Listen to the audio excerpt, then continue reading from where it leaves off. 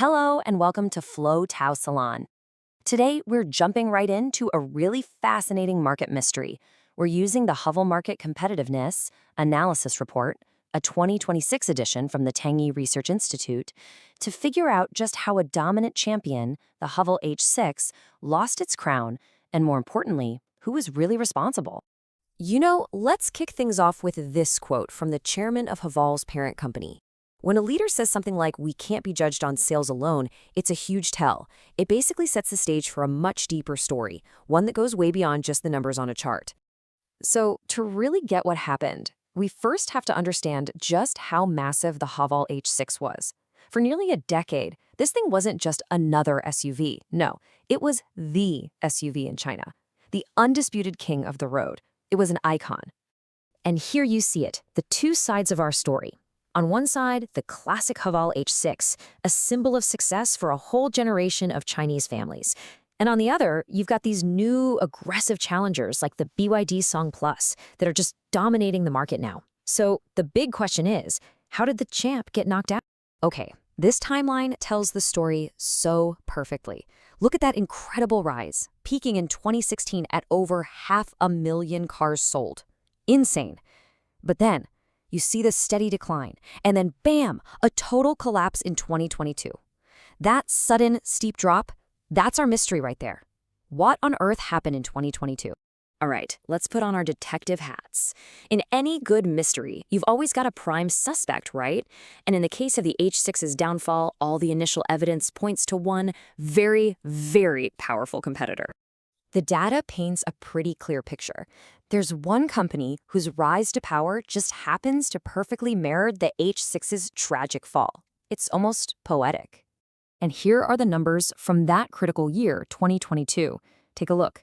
Haval H6 sales just plummet, down over 100,000 units. At the same time, the BYD Song Plus skyrockets, gaining over 200,000. I mean, the timing is just too perfect. It's an open and shut case, right? Well, not so fast, because while BYD was definitely a huge piece of the puzzle, the Tengyi report shows that just blaming the competition, you'd miss the real story, the much more interesting one that was happening just beneath the surface.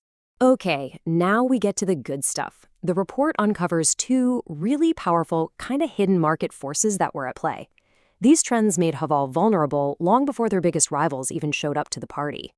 So here's the crucial point. Millions of people who bought their H6s during those peak years were now ready for a new car. At the exact same moment, a massive flood of their old H6s hit the used car market.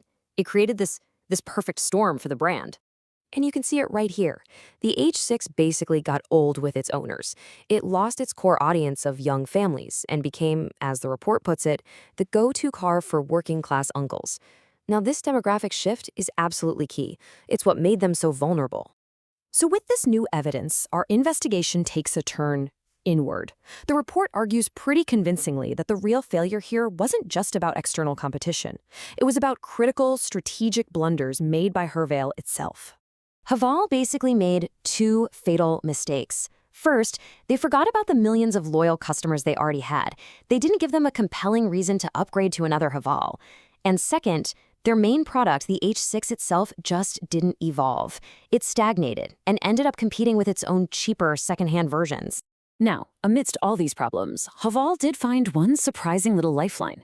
They pivoted to these light off-road vehicles like the Big Dog, and that actually gave some of their old customers a new, adventurous option to upgrade to. It worked for a few of them. But here's the thing. While they were busy focusing on these rugged SUVs, they completely missed a gigantic opportunity right in front of them. Think about it. Those original H6 families were getting wealthier. They needed a second car, often a smaller, stylish EV for their wives.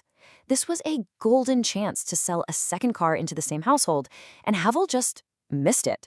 And their competitors, they swooped right in and captured that whole market.